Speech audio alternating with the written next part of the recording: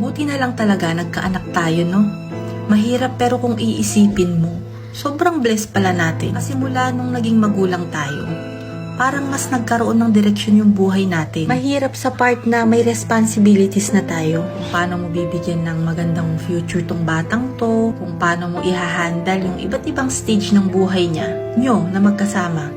Kung paano mo siya i-build up na maging mabuting individual. Pero yung lakas na binibigay nila sa atin, iba eh. Yung kahit na anong pagod mo o sama ng pakiramdam mo, babangon ka talaga kasi alam mo may anak ka na nakadepende din sa'yo. Yung pasko ka na sa buhay pero titignan mo lang yung anak mo tapos babangon ka na.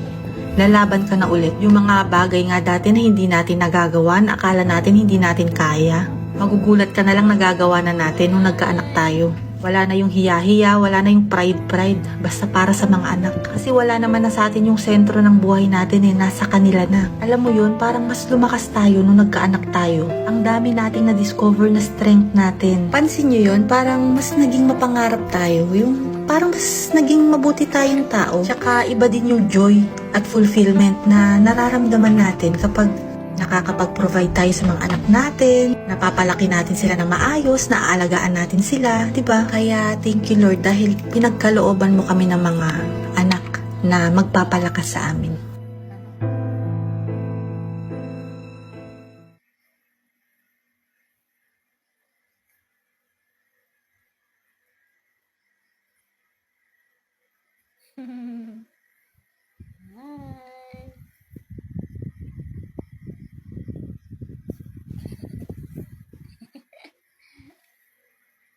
Aba, away-away.